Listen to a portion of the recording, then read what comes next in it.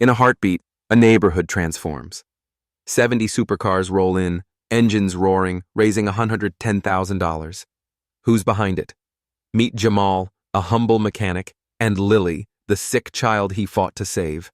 This is no ordinary story. It's a testament to kindness and unity. Want the full scoop? Keep watching and subscribe to Seeds of Goodness for more incredible tales. The neighborhood of Elmwood Street wasn't much to look at. Cracked pavement stretched between rows of faded houses, their peeling paint whispering stories of better days. A rusty basketball hoop hung crookedly on a pole, swaying in the breeze, while the faint hum of a lawnmower buzzed somewhere in the distance. It was a place where people scraped by. Factory workers, single moms, retirees, all bound by a quiet resilience. The air smelled of gasoline and damp grass, a familiar mix that clung to the skin like a second shirt. At the edge of the street sat Jackson's garage, a squat brick building with a crooked sign that read, "Fixes Done Right."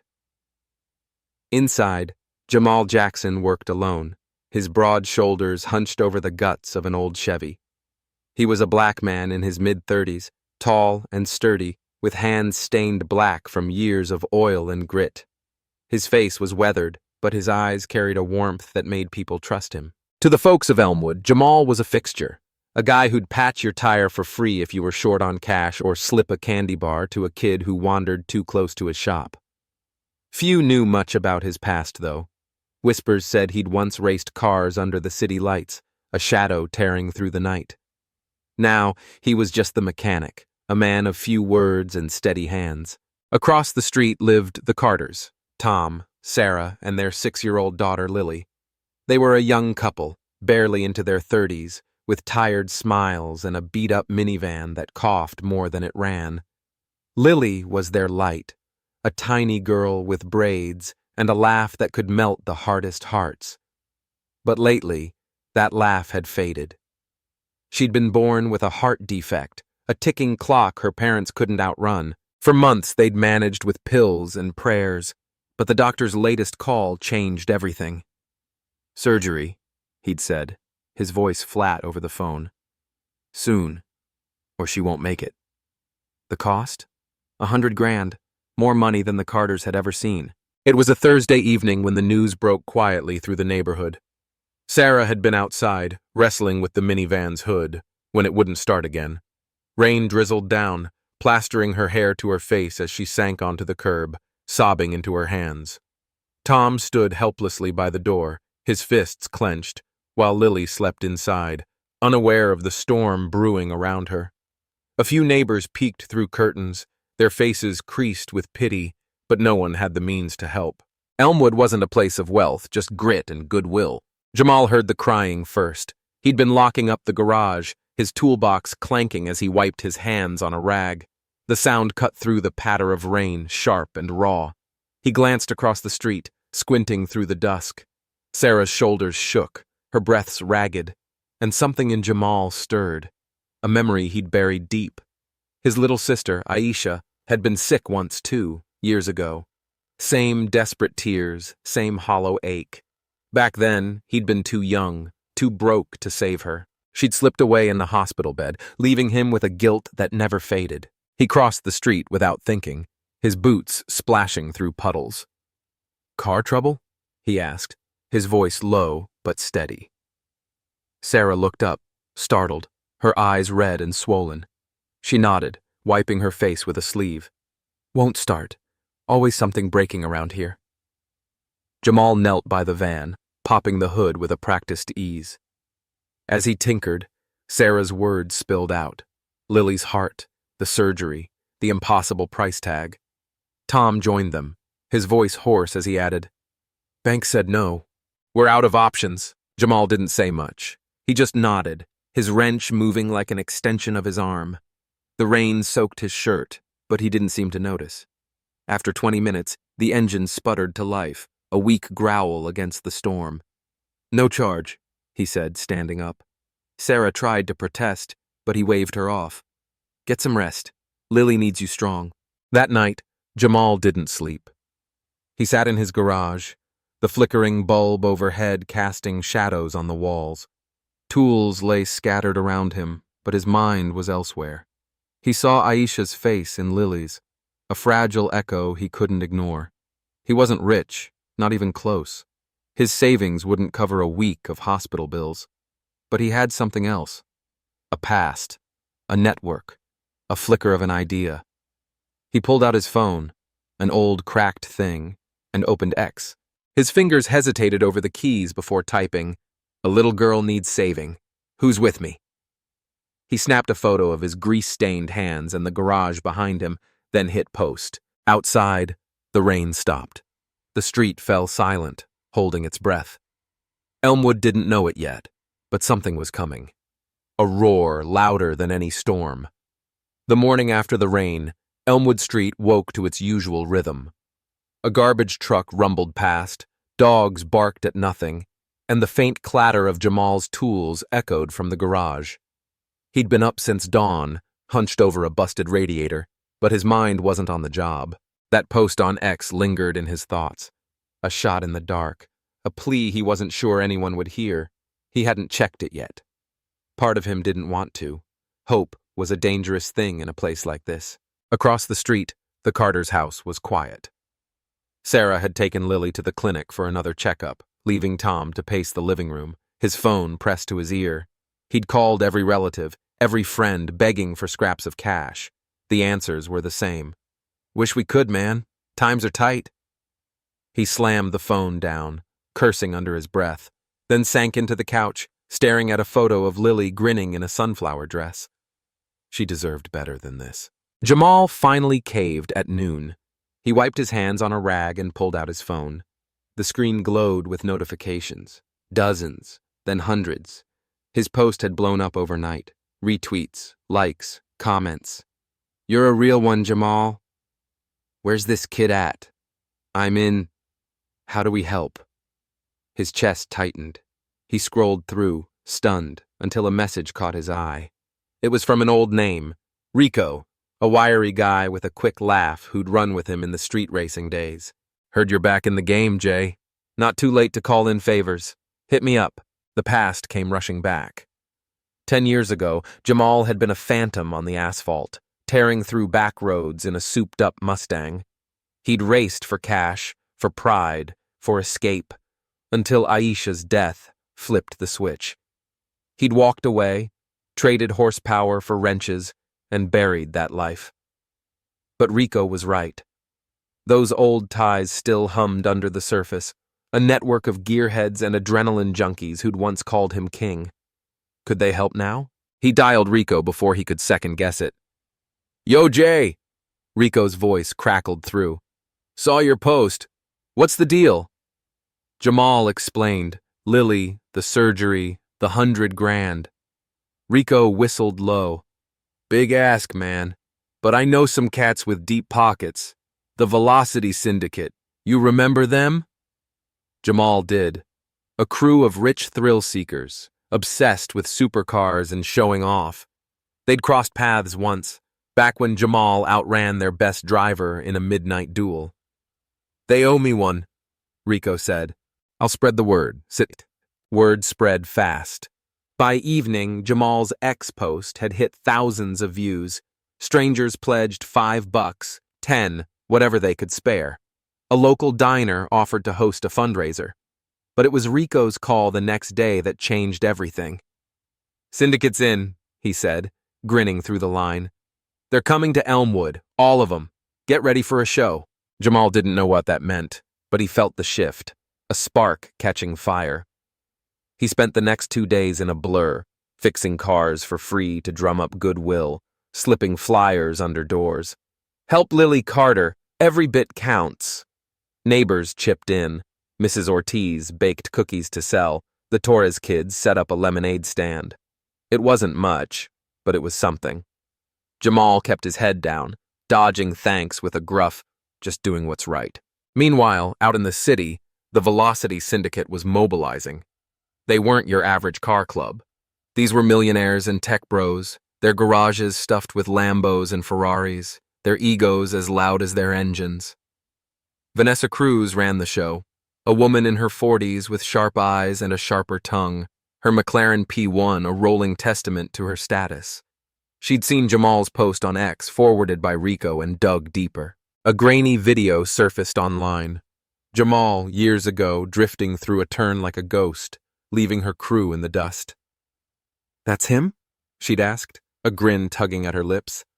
"Hell, this I gotta see." Vanessa called a meet.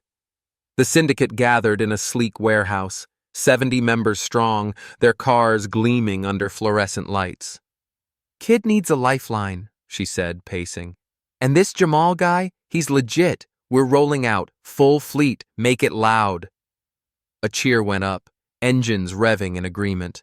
They'd turn Elmwood into a spectacle, raise the cash, and maybe settle an old score with the mechanic who'd once humbled them. Back in Elmwood, Saturday night settled in soft and still. Jamal locked up the garage, his body aching, but his spirit buzzing. Donations had trickled in, $5,000 so far, a drop in the bucket. He glanced at the Carter's house, where a dim light glowed. Sarah had thanked him that morning, her voice breaking. "You didn't have to do this," she'd said. He'd shrugged. "Yeah, I did." He didn't hear the distant rumble yet, the low growl creeping closer. The syndicate was coming, a storm of steel and horsepower, ready to crash into Elmwood like a tidal wave. Jamal climbed into bed, phone buzzing with one last message from Rico. "Tomorrow, bro. Hold on." Outside, the stars blinked over a neighborhood about to be shaken awake.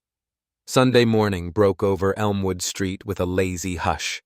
The sun peeked through gray clouds, casting long shadows across cracked sidewalks. Kids pedaled bikes in lazy circles, and the smell of frying bacon drifted from open windows. Jamal was up early, tinkering with a carburetor in the garage, his radio humming a scratchy blues tune. He'd heard Rico's cryptic "hold on," but figured it meant more donations, maybe a car show somewhere far off. He didn't expect the ground to shake. It started as a tremble, a low thud beneath his boots, then a growl, deep, guttural, like a beast waking up. Jamal stepped outside, squinting down the street. The kids stopped pedaling, heads turning. Mrs. Ortiz poked her head out her door, spatula in hand. Then it hit. A wall of sound, a symphony of engines roaring closer. Tires screeched as 70 supercars barreled into Elmwood. Lamborghinis in electric green, Ferraris blazing red, a Bugatti Chiron slicing through like a black dagger. They flooded the narrow street, parking in chaotic rows, blocking every inch from curb to curb. Exhaust fumes curled into the air, and the neighborhood jolted awake. "What the hell?" Tom Carter muttered, stumbling onto his porch. Sarah followed, clutching a mug, her eyes wide. Lily peeked out the window, pressing her nose to the glass, her braids swinging. The cars gleamed under the sun, their curves and chrome a stark contrast to Elmwood's worn edges. Horns blared, a few short bursts, almost playful, and drivers spilled out, leather jackets and sunglasses, laughing like they owned the place. Jamal froze, wrench still in hand. He recognized the vibe. Street racers, show-offs. But these weren't his old crew. Then a woman stepped forward from a McLaren P1, its gull-wing doors snapping shut behind her. Vanessa Cruz, all sharp edges and confidence, strode toward him. Her boots clicked on the pavement, and a smirk played on her lips. "Jamal Jackson," she said, loud enough for the crowd. "Been a while since you smoked us on Route 9. Thought we'd return the favor." The neighbors erupted. "What's this nonsense?" old Mr. Hensley shouted, waving a cane from his stoop. "Get these toys off my street!" Kids squealed, darting between cars, while others grumbled about the noise, the mess, the audacity. Jamal raised a hand, confused. "Vanessa, what's this about?" She grinned wider. "Lily Carter, we saw your post. Syndicate's here to fix it." Before he could process, Vanessa clapped her hands. "Listen up," she barked. The drivers fanned out, pulling folding tables from trunks, setting up speakers that thumped with bass. "Pop-up charity event, right here, right now.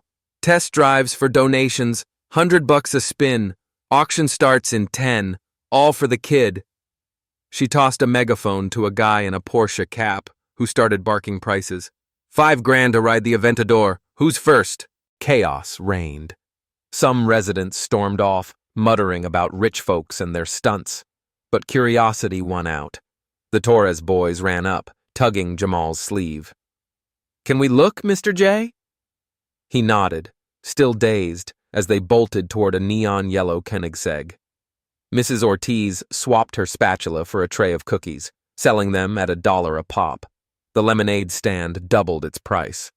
Elmwood, for all its grumbling, couldn't resist the spectacle. Vanessa grabbed Jamal's arm, pulling him to the Carters' porch. Tom and Sarah stood there, mouths agape. "You're the parents?" Vanessa asked. Sarah nodded, trembling. This is for Lily?"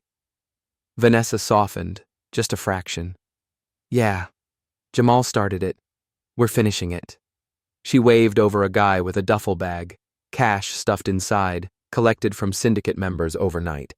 20 grand to start, she said. Rest comes now. The event exploded. A tech bro shelled out 10 grand to race a Ferrari down the block.